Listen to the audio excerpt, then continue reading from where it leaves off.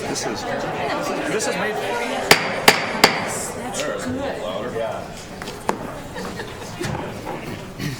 All right, the Governance and Policy Committee will now come to order. We have about an hour and a half on the agenda here, and I think we've got a pretty well-balanced schedule. We should be able to meet that in time to do the changeover before we go into our board meeting. The first item on the agenda is the 2017-18 committee work plan.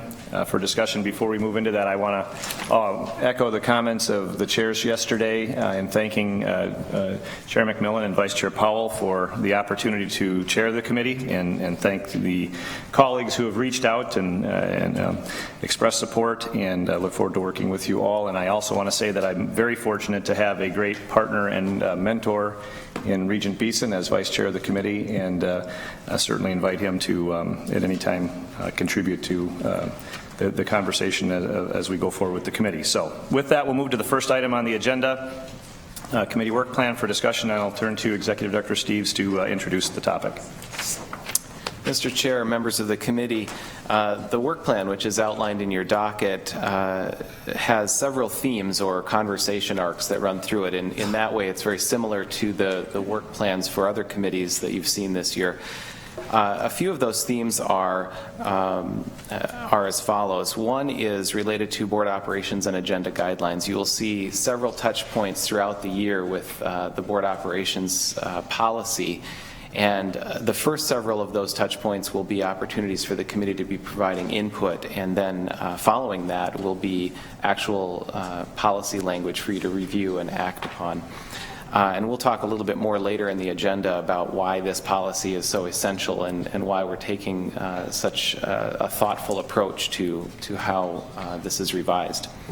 The second theme that you'll see, and this also relates to board operations, is a series of committee charges. And so you'll have an opportunity to walk through and consider and evaluate and offer perspective and feedback on draft charges for each of the board's committees. As you know, the board chose to restructure its committees this past year, and they're basically operating under a temporary resolution at this point in time, and so that gives this committee time to thoughtfully work through what those charges look like on a more permanent basis. And then the third major arc or topic or theme will be around approval thresholds, and so the committee will take time to offer perspective and then consider possible changes to approval thresholds, and that will include changes potentially to appointment authority, to contract approval levels or real estate approval levels. All sorts of approval thresholds have been outlined in board policy, and this will give an opportunity for the committee to just evaluate those, decide whether any changes are desired, and then take action on those. And then finally, I'll just note that you'll see something slightly different in this work plan, and in some ways it's a bit of a pilot. And that is that typically with our policy process, and we actually have a handout that I know we're going to give you at some point here that was shared previously last year with the Governance and Policy Committee, but it outlines the policy review process. And typically when a chief policy implementer has a policy that's up for comprehensive review in our normal cycle, they'll take a look at it, evaluate whether they believe any changes are needed, and if no changes are needed, it goes back into the cycle. If changes are needed, then obviously it comes forward for consideration by the board. The thing that's slightly different, the minor change that we're piloting in this committee this year, is that if a chief policy implementer does not recommend changes, the policy will still then appear in your docket as an information item, so that the committee can have an opportunity to look at it and give feedback as to whether the committee believes any changes are needed. And so that just gives one last kind of closure on that to close out the comprehensive review cycle. If the committee also believes no changes are needed, then it goes back into the cycle. So that's just the one change that you'll see, and you'll see that starting with the next meeting.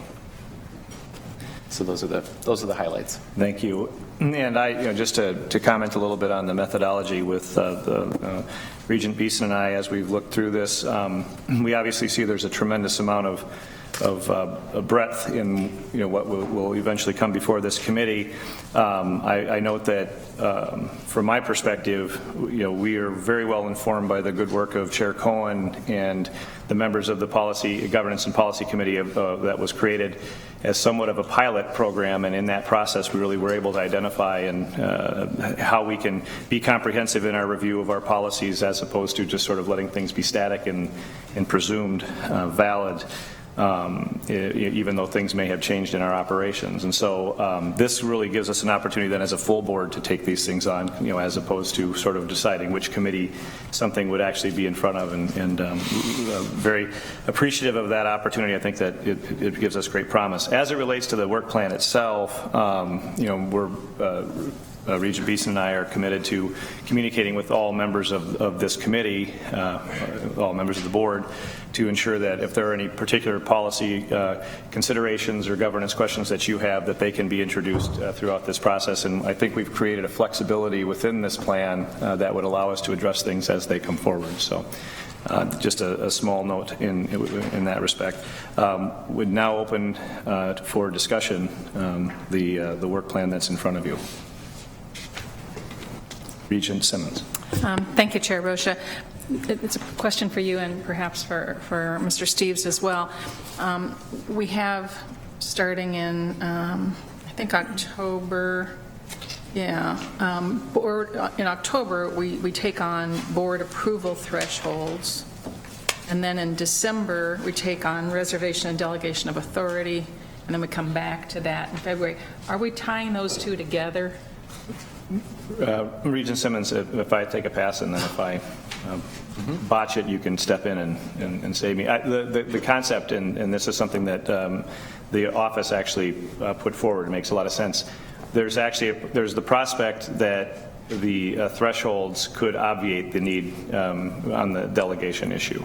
But at a minimum, it's going to inform the delegation question. So it actually was designed specifically to provide the threshold conversation, and at which point then we can discuss whether there are any delegations that would modify that threshold. Thank you. I think that's really important because I think there's certainly an issue on what the numbers are, but then there are some principal issues too. So I want to make sure I hope we do both, and I hope we do them in conjunction with each other. Yeah, that's a very good point, Regent Simmons. Thank you. And that, as we saw in our conversations when we were looking at the delegation, you had some different numbers and things, and so it seems prudent to have that conversation as a board. Regent Beeson was an advocate on this point, to get that settled, and at that point we can then talk about the principal issues. And so I think it really feeds nicely into that next conversation. Thank you. Thank you.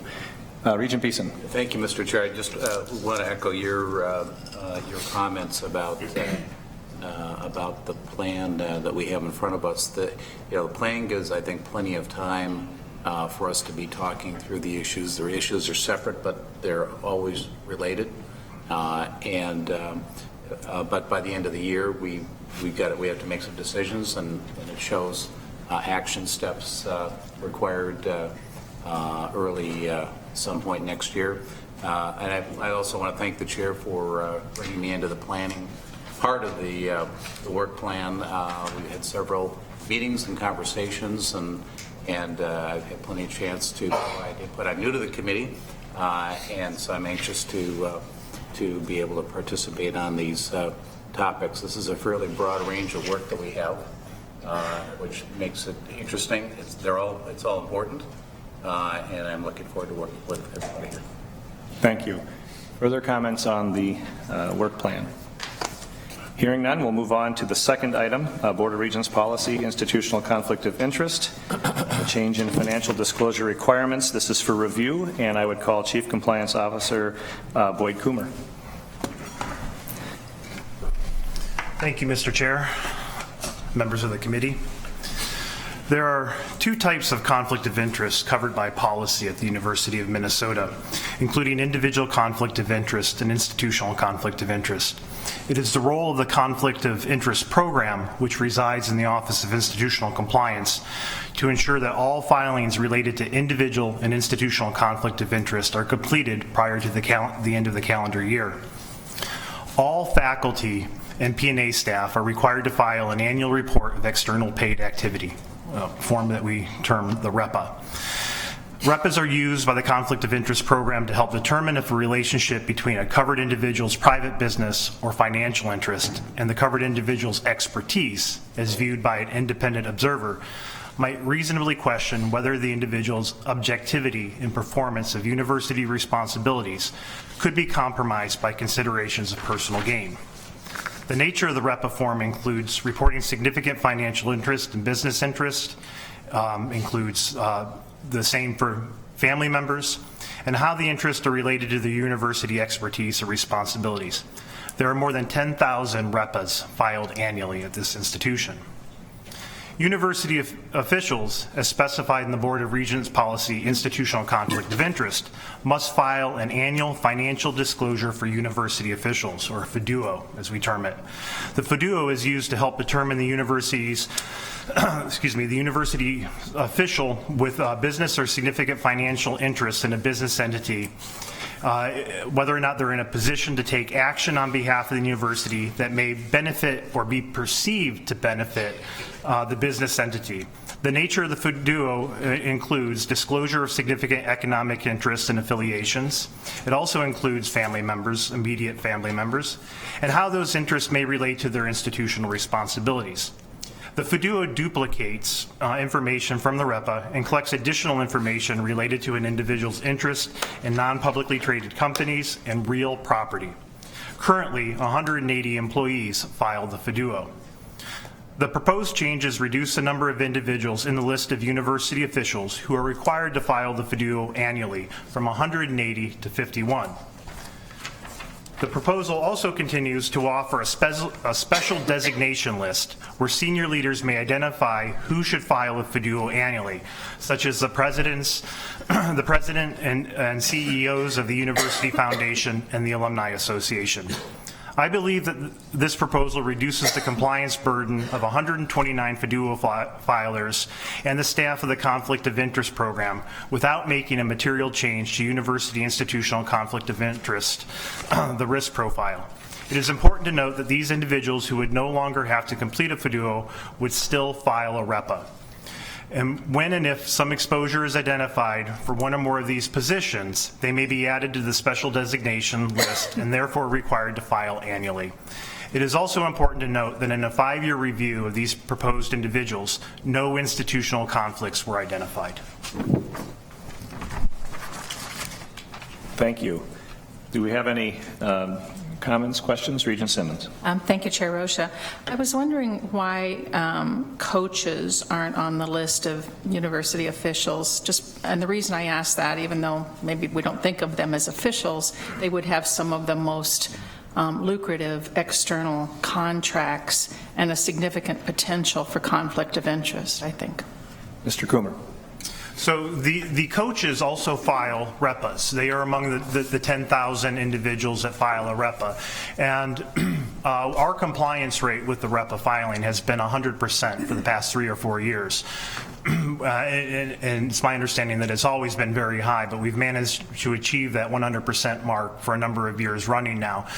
And we feel, again, that if a concern were to arise, those individuals could also be added to that designated official list. Regent Simmons? I think that's probably fine. It seems you don't want to put everyone who needs to file on this list. I understand that, because all investigators who receive any federal funding have to file a conflict of interest form, I would assume, correct? Correct. So the conflict of interest is an important process in the institution.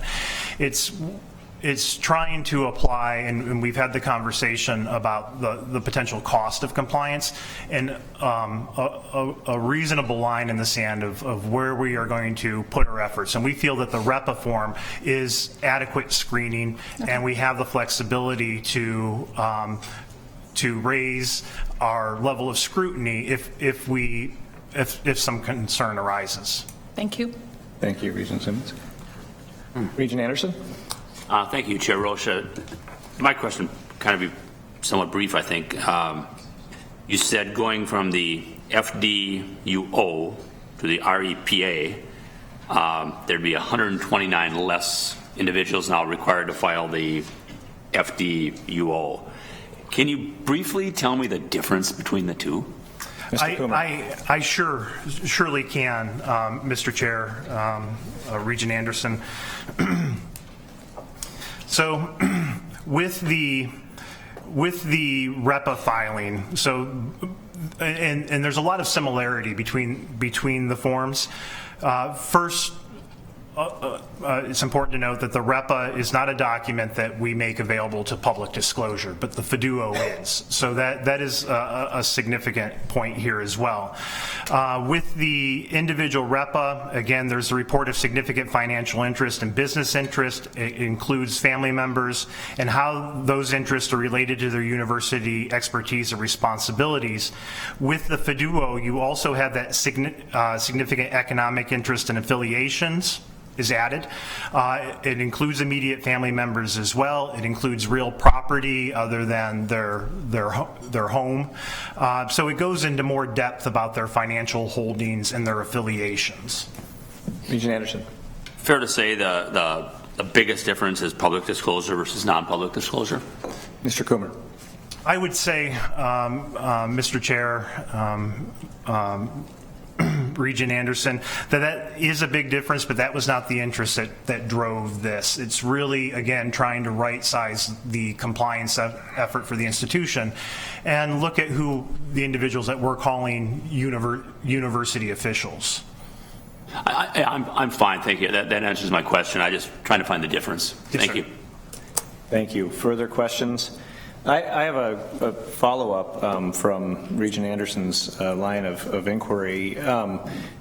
Is there any prospect or possibility that the public nature of that disclosure acts as some sort of a check on possible conflict activity, that the idea that it would be public, that gives a sort of a kind of a private attorney general perspective on people's affiliations outside of the university if they're also employees of our public university? Mr. Coomer. Mr. Chair, members of the committee, I would have to say that anytime you run under the potential of having to make a public disclosure, there may be individuals who approach it with a little bit more scrutiny, but those same individuals we are requiring to file a REPA. I think that is really the important note, that we feel a high degree of comfort with the REPA process identifying conflicts of interest with those individuals. Thank you. Regent Hsu, you had a comment? Yeah. Thank you, Chair Rocha. My question just is simply, if this is in effort to reduce the administrative burden in tracking or receiving and filing 129 more documents, I mean, is there a dollar amount associated with that you could share with us? Mr. Coomer. Mr. Chair, Regent Hsu, members of the committee, I think that is an excellent question, and we are at this moment strategizing on how we can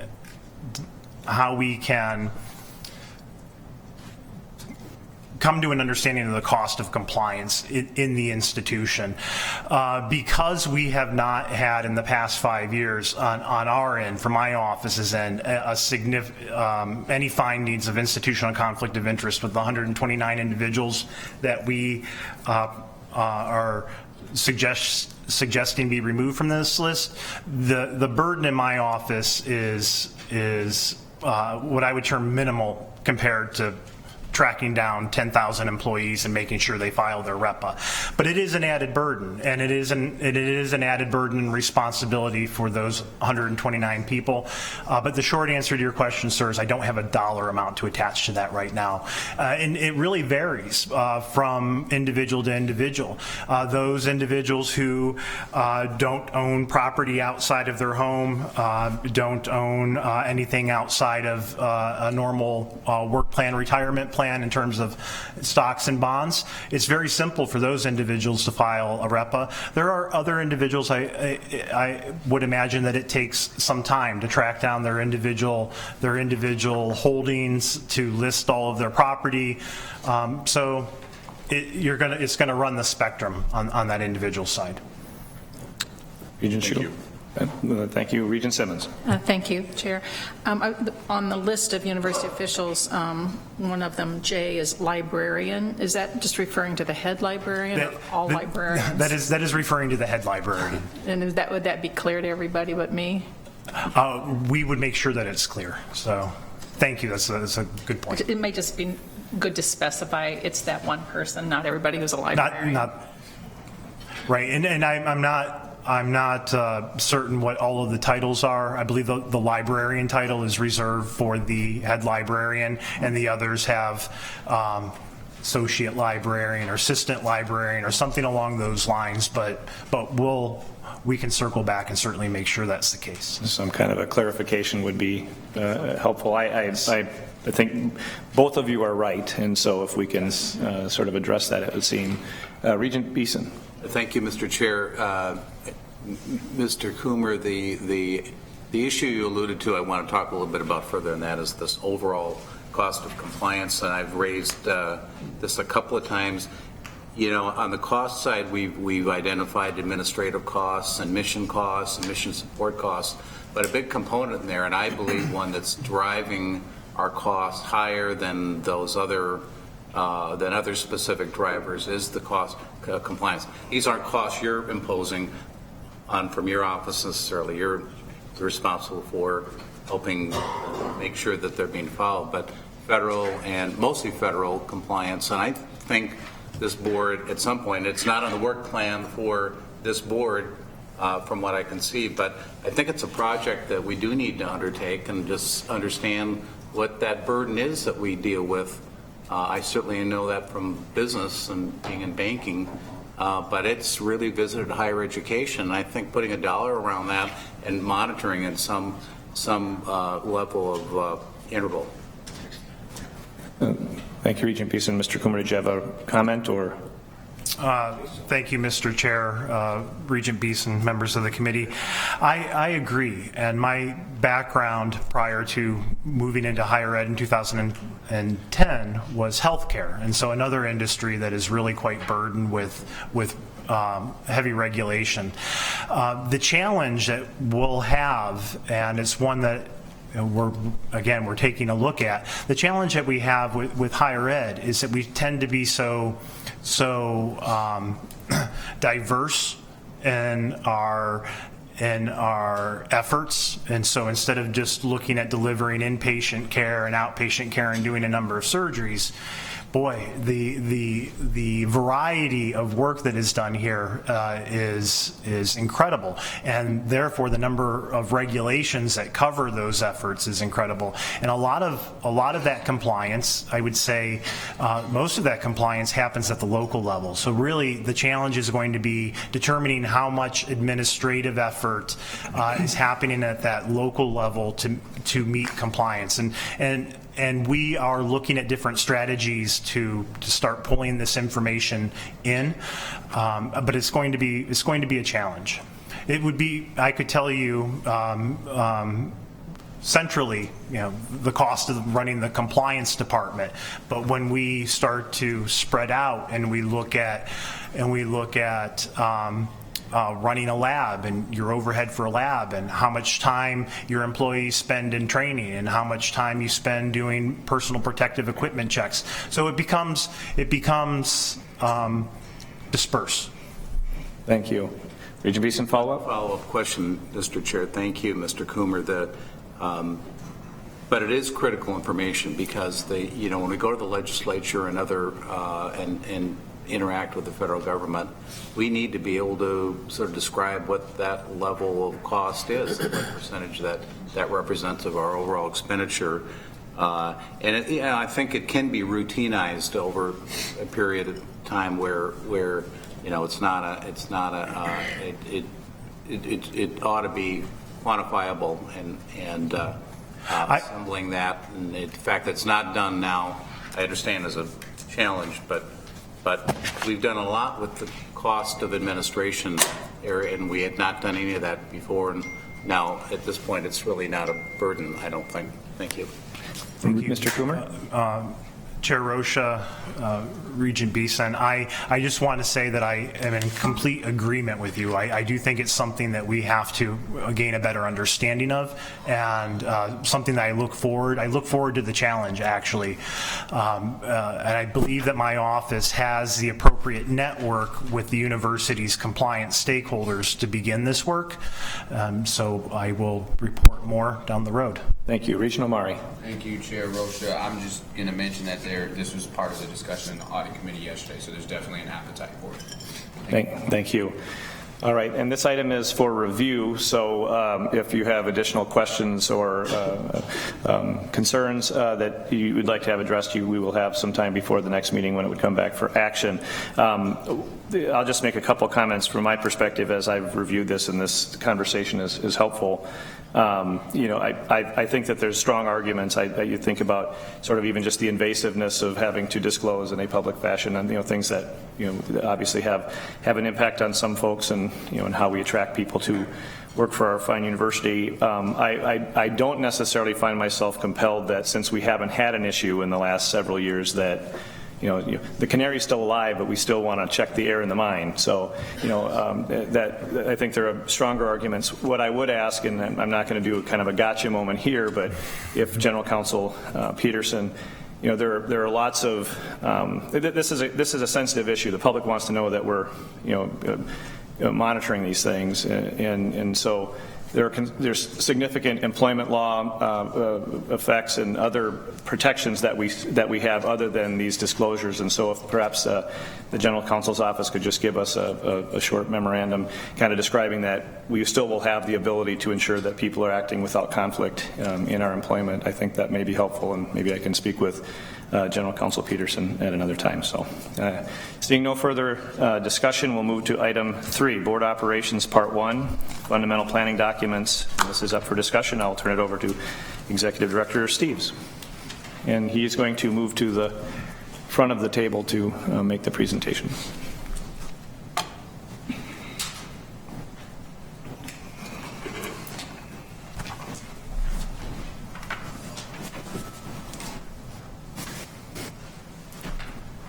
Mr. Chair, members of the enlarged Governance and Policy Committee, this conversation is the first in a 3-part series to complete the comprehensive review of board operations and agenda guidelines policy. And today's focus will really be on the fundamental planning documents that are outlined in that policy. So first, you might wonder, why is Mr. Steves so fixated on board operations and agenda guidelines? Why does he keep bringing it before this committee? And the reason is because this particular policy, I would argue perhaps even more than your bylaws, articulates the structure and processes by which you will facilitate and accomplish your governance work.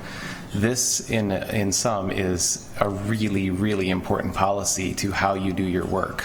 And it defines, for instance, the committees that you'll have. It defines how your agendas come together, your key or fundamental planning documents.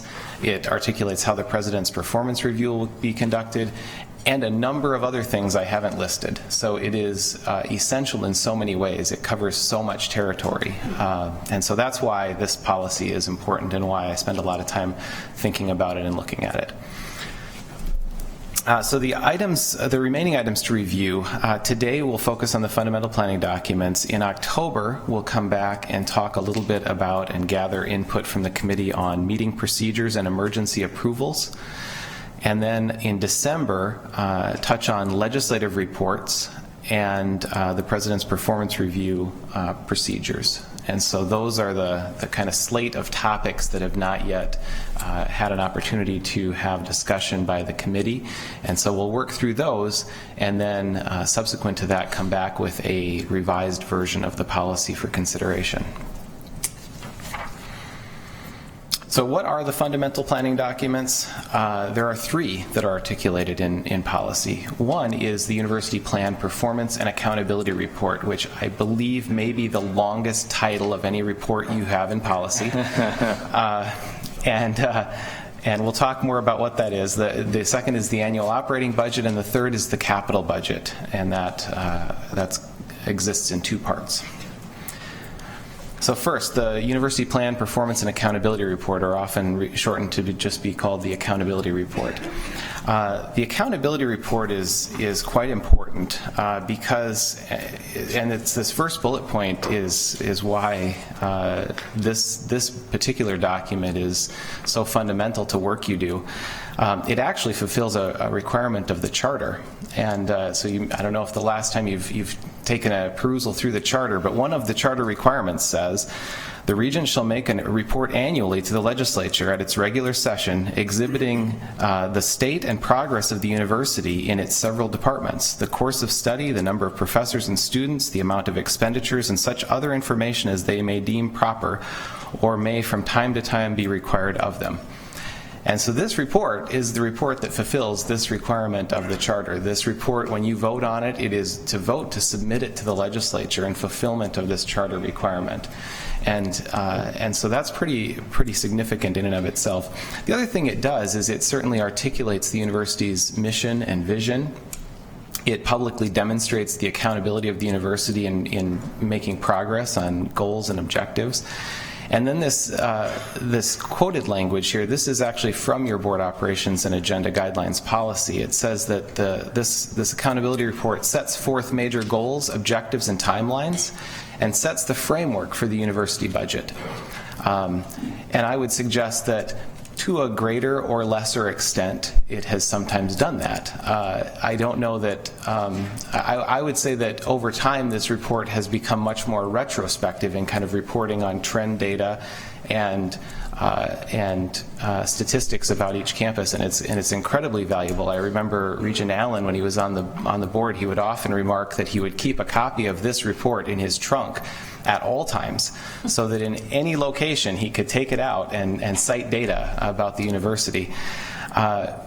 And while that may be good advice, the quoted language may be a bit beyond what this report has done in the past. And with the addition of the progress card, certainly there now is an element of that report that is much more prospective, setting goals for the future, timelines for completion of those goals, and so that's been a strong addition to that report. But in terms of setting a framework or having timelines or things of that nature, it hasn't done as much of that as maybe this had contemplated. The second fundamental planning document is the annual operating budget, and this is one that you're all very familiar with. It covers all campuses, all programs, and all funds, revenues and expenditures. It comes to the board, and this is required in policy, in successive meetings. So there are times where you may wonder why in those years when the legislature has a long session, does the board have to have a special meeting? It reviews the budget at one meeting, and then a week later or 2 weeks later comes back and takes action on the budget. Certainly one reason for that is to gather public input, but another fundamental reason is that you've required it in board policy, that you consider that at successive meetings. You basically can't take the budget and review action unless you notwithstand your own policy. And then finally, I'll just note that the student representatives gave some input during the last budget cycle, suggesting and encouraging greater clarity regarding base and changes to funding levels for specific items in the budget. And I just wanted to highlight that again because I know that the input of student representatives is so important to the work you do.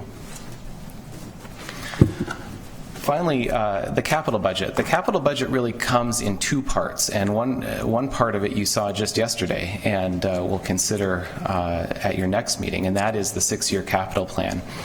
That outlines projects that are approved to proceed with preliminary planning, those that are $1 million and above.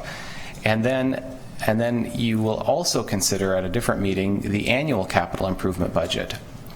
And that authorizes projects to proceed with completion of design and construction of projects, and that has a threshold of $500,000 for projects to appear in that So that's the other element, that's the other fundamental planning document. So with that, I'll turn to some of the discussion questions that we've teed up, and I'll just maybe walk through these, and then we can circle back however you'd like, Mr. Chair, to take conversation about them. But I'll just walk through them so everyone knows what's on the table. The first discussion question is, should a system-wide strategic plan or something similar be added as a fundamental planning document? This board and this administration have spent significant time over the past year articulating a framework, and over this coming year articulating more details around a system-wide strategic plan. And so the question might be, should a document like that become a fundamental planning document that's required in board policy? So that's one question. Second question. Should any additional operating budget touch points be formalized in board policy? Other than the requirement that the budget come in successive meetings, there are no additional requirements for touch points or input by the board. But of course, this board over the past several years has built in a number of additional touch points around the operating budget. And just as an example, during the 16 and 17 process, I've outlined a number of those points in time when the board engaged with various aspects of the operating budget prior to actually consideration and action on that budget. Third question, are there any changes needed to the annual capital budget or the 6-year capital plan? And if so, what might those changes be, or what might you want to see that's different than what you see today? And this is actually an opportune time to think about this question, in part because you just saw the 6-year capital plan yesterday. And then finally, the university's progress card, which I know has been a topic of discussion several times over the past year and over the past couple of years as that document has matured a little bit. It's right now included in the accountability report. Should it be a document that's formally required in some way? It was developed in partnership between the board and the administration, and maybe its time has come to actually be called out or articulated in some way.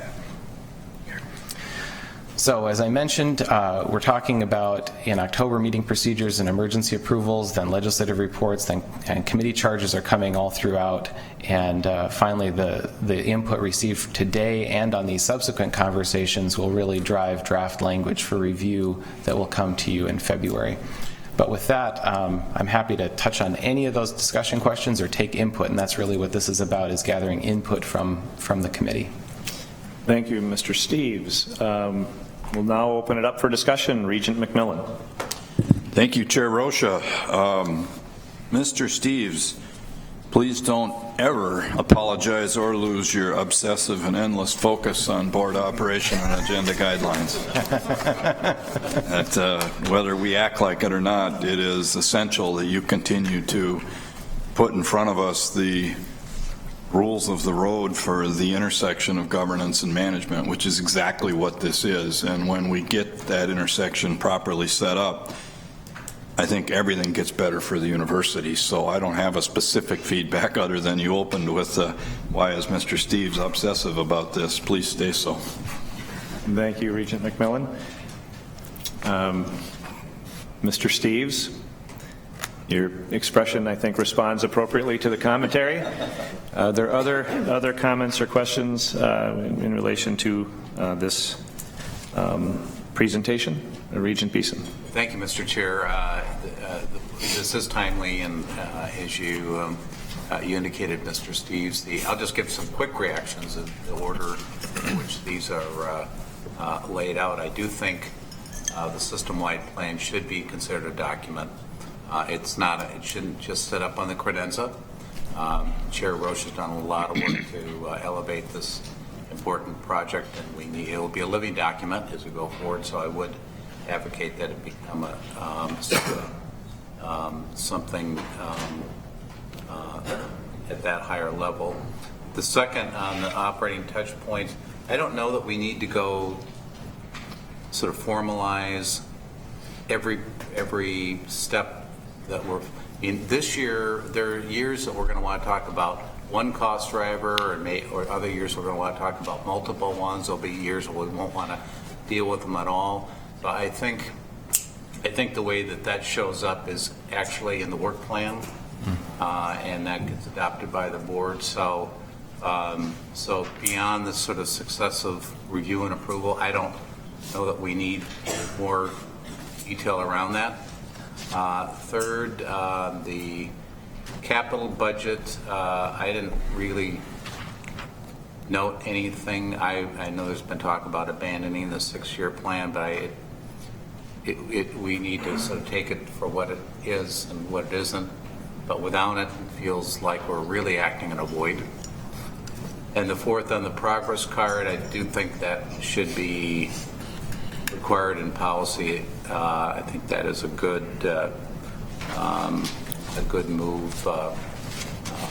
And on the accountability report, I get more concerned about how that gets delivered. I mean, I think the report is good. It's improved over the years.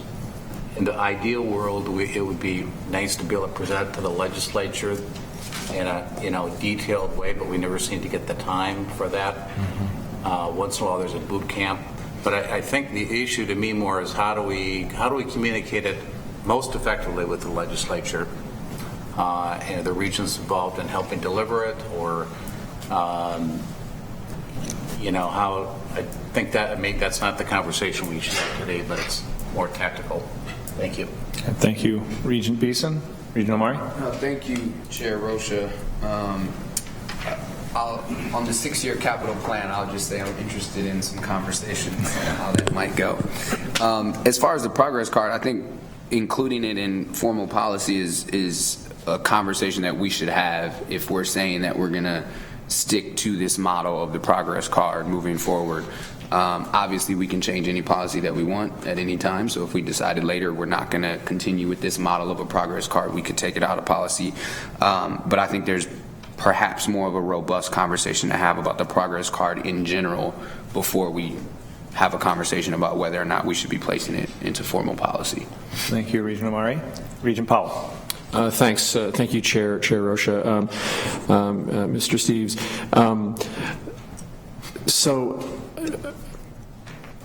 It feels to me like the university plan performance and accountability report, the intention of that and the scope that it covers would accommodate many of the very strong improvements that you're suggesting. And so more from an administrative standpoint, I don't know whether we do ourselves a service by adding policies or maybe looking at this moment as an opportunity to refresh policy frameworks that already exist. And so I'm a very strong endorser of the idea of a system-wide, and highly specific strategic plan. I also think that the metrics framework, the maroon and gold structure, is very, very positive.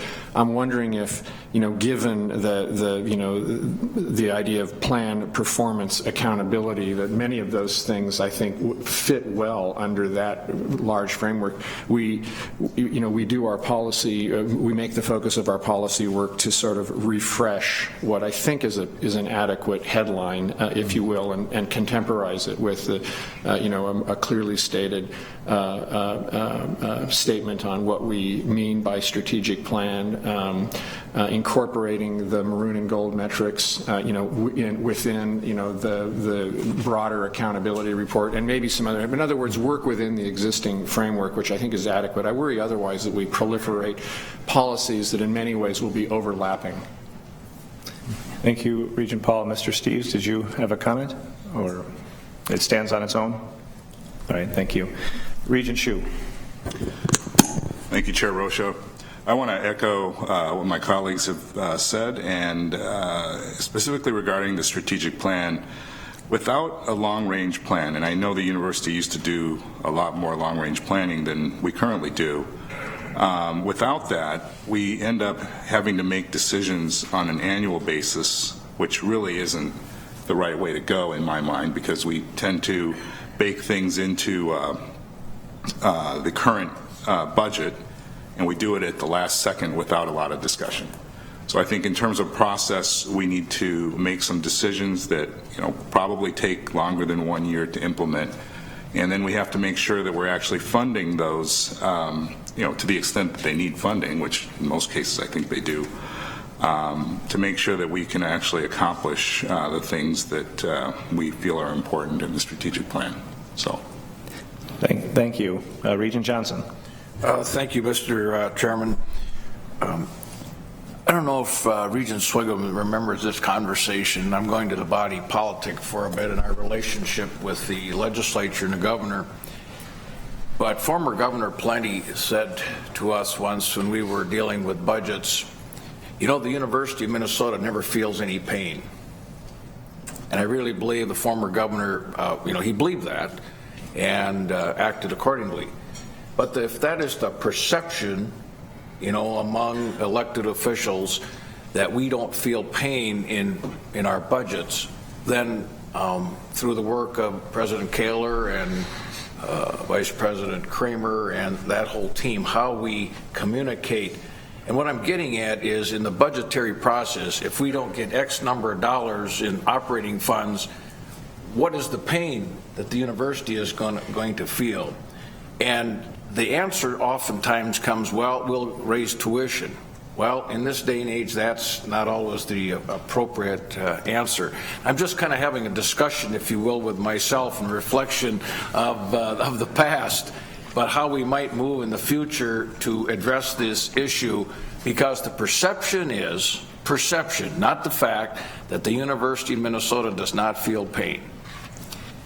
The hue and cry over in St. Paul is, here they come again asking for more money. But what is the restructuring, what is the cost reductions and those kind of things that I think in the budgetary discussion process, would be helpful. I've said it before, what are we willing to give up to make this a better, more efficient institution? And everybody says, don't look at me. I'm not giving up anything. I'm going to expand my program. I get that. But at some point in time, we have to become, more efficient. So it's just a comment about the budgetary process, how we are perceived, not by all legislators, but a number of legislators, and that then goes to the general public too. And so maybe it's something we can work on, Mr. Chairman. And I know that Mr. Kramer and the President are aware of that and are doing a better job in the budgetary process, but I think it's something at least to be noteworthy. Thank you, Regent Johnson. That's important stuff. And in your conversation with yourself, would you like to respond? Mr. Chairman, I'll do that on the way home. I wonder if when he preaches, he's having a conversation with himself. I don't appreciate the fact that Regent Swigum is sitting over there smirking at me. Well, and next on my list, as a matter of providence, Regent Swigum. I'm going to take this smirk off my face. Senator Johnson, I do remember a conversation similar to that. It wasn't quite as you portrayed it, but it was very close. Mr. Chair, if I could ask Mr. Steves, in regards to the annual operating budget and the framework, the committees we've set up, and I'm not even sure that this is the appropriate time, but I want to ask you if it's appropriate time to ask this. First of all, I'm going to tell you it's not only the student reps that would want more clarity in the base budgets and the changes. It's at least one regent would want more clarity too. Speaking for myself, I find our university budget far more complicated than the state of Minnesota budget, which is 10 times larger. But this be much more complicated. My question is in the fundamental changes or in the reporting or in the policies. I was amazed going through the budget one time this last May and June. Excuse me, Mr. Chairman. Regent Swigum, do you not have a microphone? You do? I'm trying to speak softly. It's an effective tool, Regent Johnson. Regent Swigum, please continue. With my microphone or without? With your microphone, please. We want all posterity to be able to access your wisdom. Yeah, right. What I was amazed at was the lack of public input into our $4 billion operating budget. I had fully expected that we would hear for 2 hours or 3 hours or 6 hours testimony from groups, schools, students, labor organizations, whatever, regarding the budget. That obviously didn't take place and probably hasn't in the past, but I think it should. I think listening to the public and developing, especially a $4 billion budget, is very important. The framework, I think, has been changed a little bit with the change in committees. I think that maybe allows for more public input, the longer committee periods. But is there something we should be addressing in here regarding the fundamental changes or principles as we develop these guidelines that would allow for more public input, if the public would want to, into our $4 billion budget? I'm seeking from you a response or an answer that I don't even know if this is the right time to be talking about it. I will, if I can just sort of comment on that, those are very important points to discuss.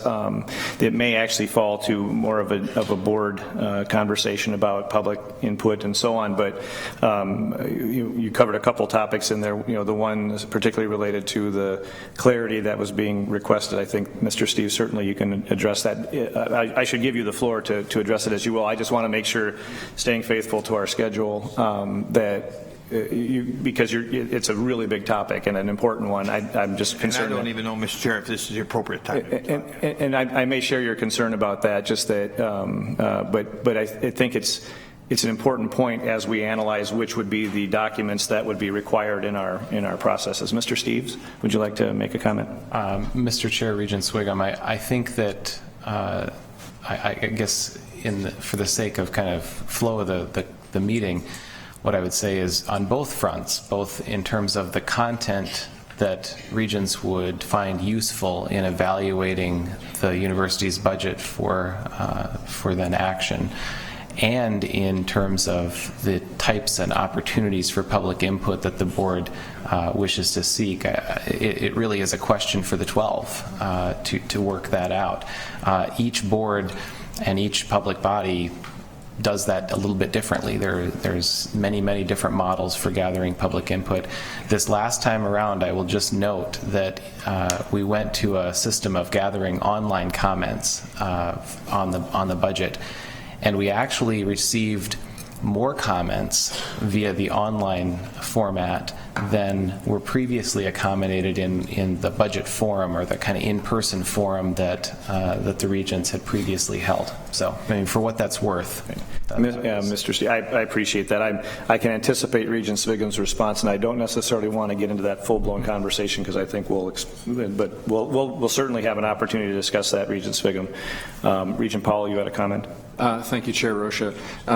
Having not been through the process, I mean, this question arises out of quite a bit of ignorance, but I beg your indulgence on this, and it has to do with the request for state support, which becomes part of the budgeting process, and the many components and elements of that, and the question, and which of course is a vital part of our annual budget thinking. And the question is, does the board feel that this process allows the board sufficient time to have offer the right kind of input and sort of put together the framework for that request? Is there enough time to adequately do that? And we don't need to answer that today, but it's a question about whether there's potentially something that we could add to the process to make sure that that's addressed. Right, thank you, Regent Powell. Further commentary? I'm going to make just a quick comment, but then I would like to give the floor to President Kaler. I think, fundamentally we want to make sure we have documents that are providing him and his team, what they need, and if he does or doesn't. But before I turn that over for the last word, I would just say that one of my concerns about this topic is when it's kind of as open-ended as the presentation was, which I certainly appreciate. Sometimes people won't have there's not a passion behind what it should look like, and so I appreciate that people have had good input, and that should continue even outside of this if people want to make their thoughts known on these things. I think a strategic plan is essential, as I think Regent Powell, Regent Beeson, and others have commented. I then look at the plan, the accountability plan. sets forth major goals, objectives, and timelines. While that seems a little redundant, I would see that as being more of an executive summary of what you're getting out of the main strategic plan, that gets sort of crystallized as opposed to just handing the entire document. So I think there's value to that. I also think the progress card is essential. I think that when you consider the extent to which we rely on that document on virtually a monthly basis, I don't think it's going to fade into anonymity if it's not in one of the documents that's required, but I certainly don't think that providing that as a document that would be in there. These are just some of my initial thoughts as we go forward, and we'll be putting together, I think, a proposal that gives a little more of a foothold for us to have a conversation and make changes. Regent Beeson, before I go to President Kaler. Oh, yeah, thank you, Mr. Chair, for those comments and addressing Regent Powell. One of the challenges is that we get backed up so far in our budget request because of the timing that the state needs. So the state needs to know in the fall what we need, and that really then pushes back. We need to have done our the big research work the year before, because it's pretty hard to go in and just start thinking about the big issues, the cost drivers, the assumptions in September, and then being asked to prove it. And so it's that year before is where it's critical that we get our input into the administration for that following fall. Thank you, Regent Beeson. And so with that, trying to strike the balance, and I think this is significantly where Regent Powell was going, the balance between too much, but yet having enough. President Kaler, do you have any thoughts as we look at these documents as to how that would impact your capacity to implement what this board is producing? Thank you, Chair Rocha. I think it's an evolving process. I think we've come a long way towards enhancing the involvement of the board in the budget process over the last several years, and of course we remain open to finding ways to provide more input. But there are exactly 12 months in the year, and there are very limited time frames in which the legislature wants what it needs, the governor needs what he needs or she needs, and I think now we're in a pretty good place actually, where we have enough lead time for conversations around tuition and around priorities, how they align with our strategic plan, et cetera. But if you or the board chair wish to do something different, we will try to accommodate that. All right, thank you. And the reason I asked the question, Mr. President, is because your input as the subject matter expert is helpful, I think, in coming to those conclusions. So thank you very much for those comments as well. Seeing no further commentary, we're right on schedule. We'll move to the last item, the committee charges, Finance and Operations Committee discussion. We would invite Senior Vice President Brian Burnett. Is he in the, there he is, and Jason Langworthy, our Board Associate for Policy and Committees. Welcome, gentlemen. Who would like to begin? Mr. Langworthy.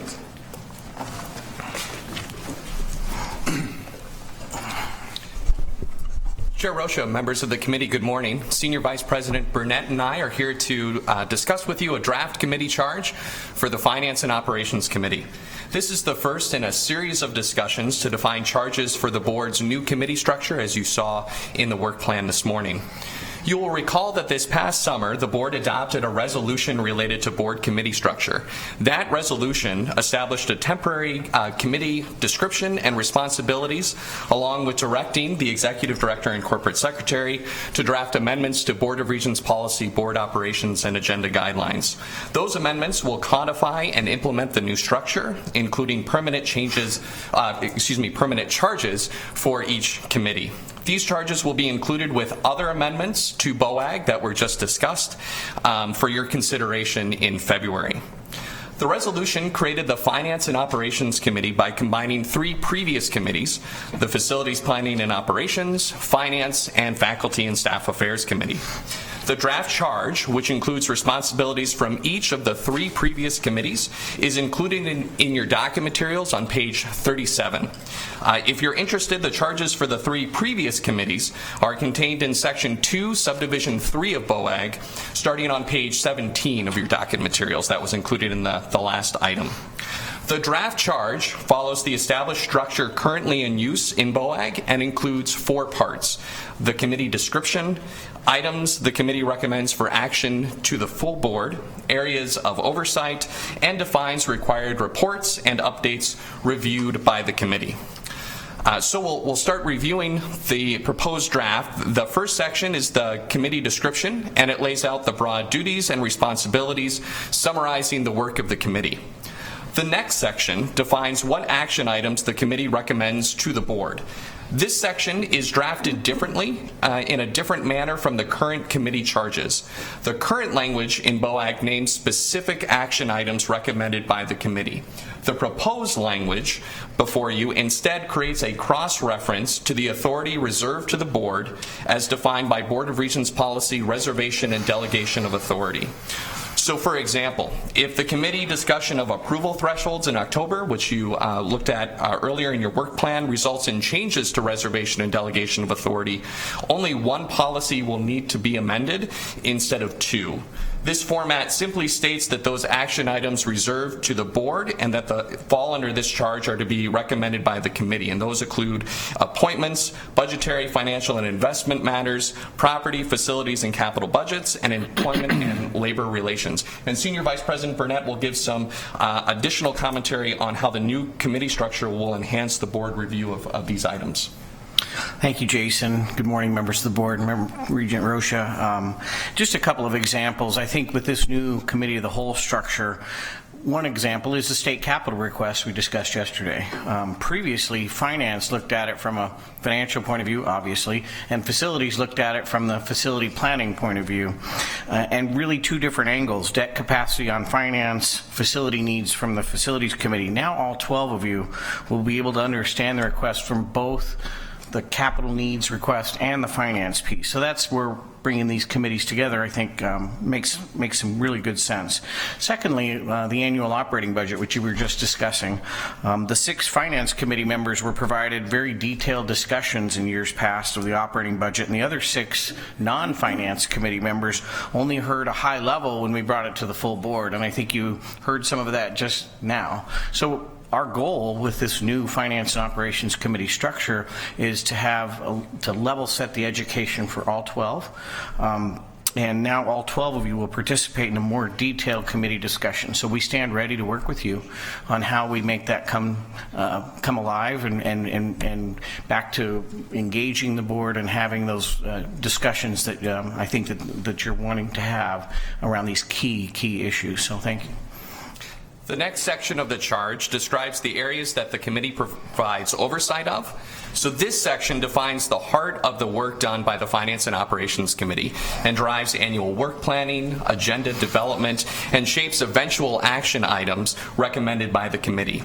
The areas defined in this section include both items where the committee is exercising its fiduciary and oversight responsibilities and items where the committee will be engaging in long-range strategic discussions.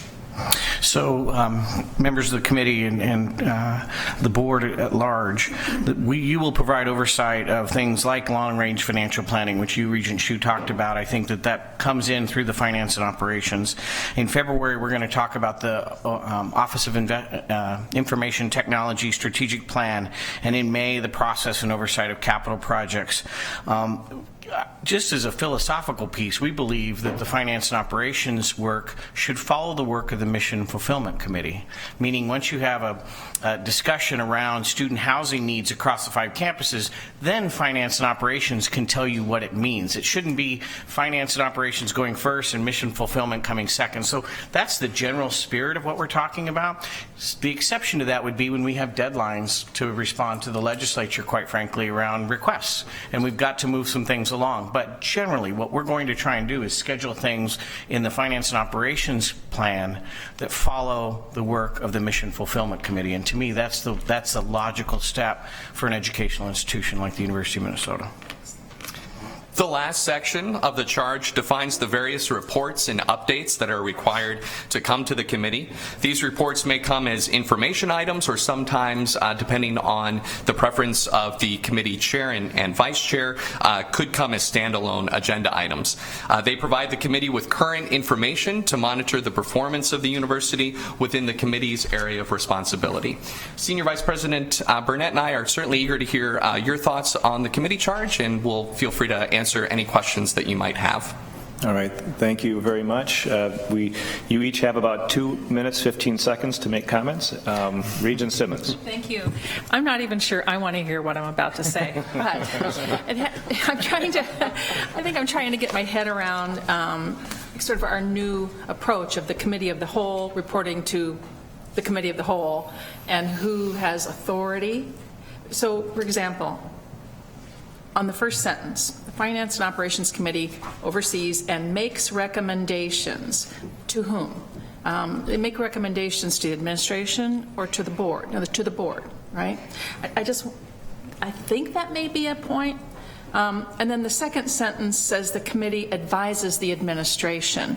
And if that's what we want it to be, that's fine with me. But I think we ought to make a distinction when we're advising and when we're recommending and when we're directing. So I would ask for consideration of language in the first sentence, makes recommendations to the board, or is that redundant? And are we fine that the committee will be advising the administration?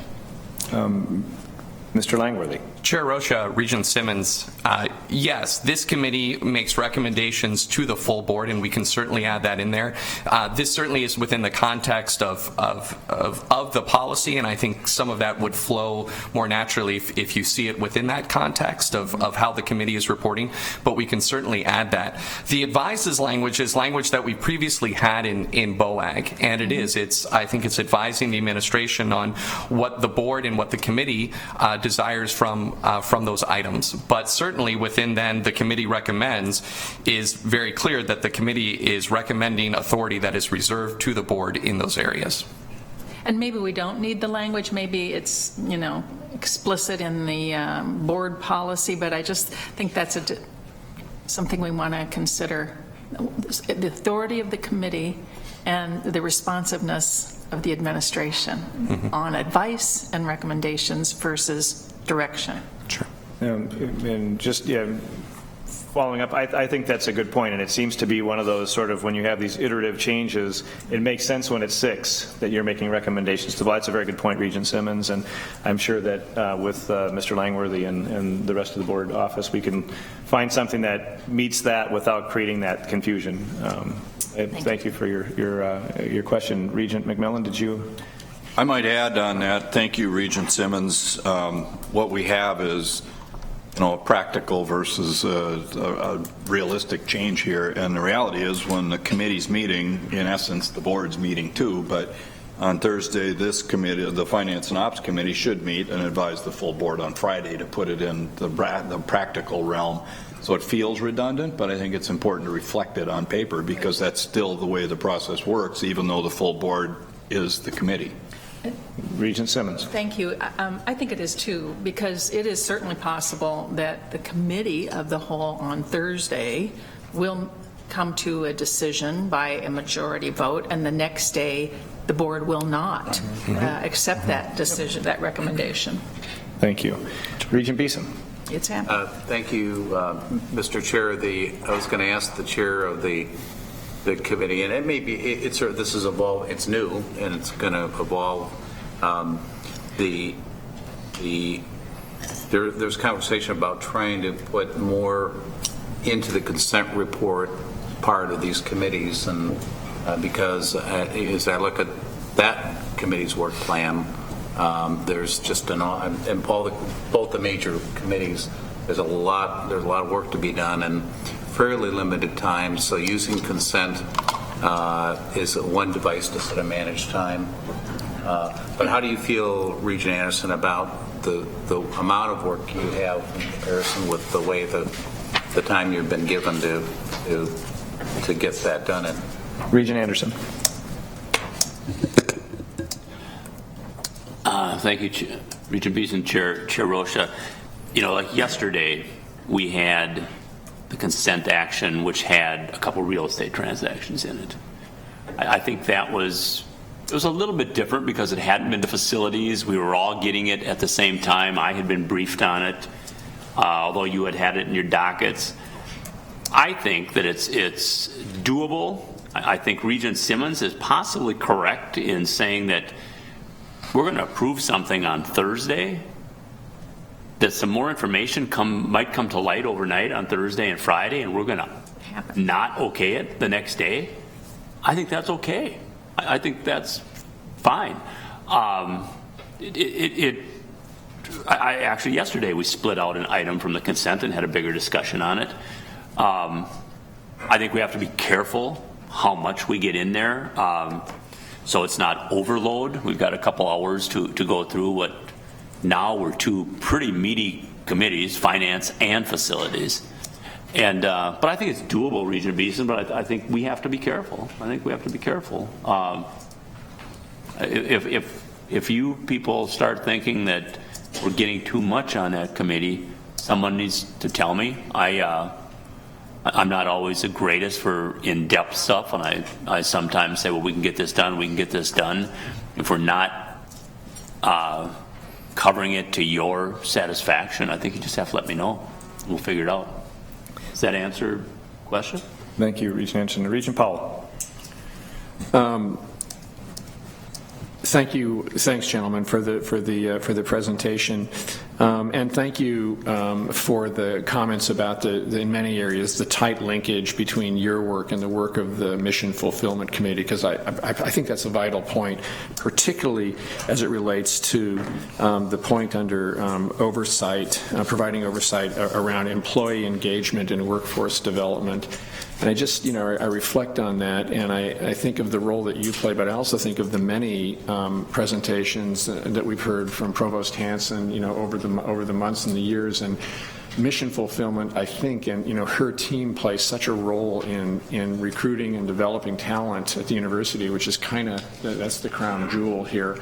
And so I think the question is that is a super important accountability within the university. As we're a people, talent-driven institution. She also plays a key role in that, and by extension, potentially mission fulfillment. And so, is there any room, as we think about these committee charges and charters, for, in certain instances, shared accountabilities?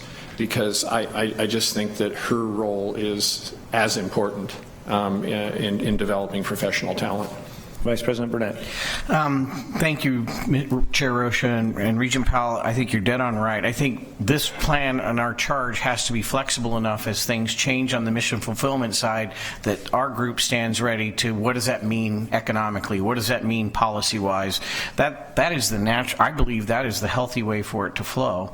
And so, again, we've got some deadlines we've got to meet. We've got some things that are already in motion. But for the most part, we need to be flexible enough to say that if there's something going down the road here in mission fulfillment, like academic health system, those types of things, finance and operations has to carve out time to say, what's that mean? What does that mean for things? And because for our group, for the folks that are in finance and operations, we have really good people doing a lot of great work, but it's not about us. It's about our support of the academic mission of this institution. So I think being flexible in that regard and knowing that we may need to adjust on the fly a little bit as mission fulfillment goes is just a really healthy expectation for this committee. Thank you. Regent Powell, are you satisfied? Further questions or comments? We may actually gain some time here. I'll just make the comment that when Regent Beeson and I were working on the plan and the charges to the two other committees came in, one of my concerns was that this committee was becoming the third branch of government, and we'd be ruling on the constitutionality of what the other two committees are doing. But it does make sense, I think, to have the conversation here, because you can just see that the breadth of the topics that are before both of those committees are enormous, and this is our opportunity to kind of try to find where the line is, so that that you don't end up with this kind of entropy challenge. And so this is a good conversation. I especially appreciated Vice President Burnett's comments about how this conversation drives this conversation. I think there are some that go both ways as we go forward, but you're enlightening us about on that topic, I think, is really helpful. So we will have more conversation. We will obviously be talking about mission fulfillment going forward, but that I think that will be very fruitful. I would note that on the issue of consent agenda, our first run, all 3 items on the consent agenda ended up with a full-blown presentation with the indulgence of the chair. So I think to really take advantage of it, we need to kind of figure out how we identify where, you maybe pull one thing out, but the consent agenda is sort of passed by prior review. And that would be one note that I would make as we go forward, because I think that the volume that's being taken by the combining of the committees, we're going to have to be effective in consent agenda utilization, or we'll have serious time issues. So any other matters for the order, Mr. Steves? Hearing none, I would entertain a motion to adjourn. So moved. Is there a second? All those in favor? Aye. We are adjourned. 15, right?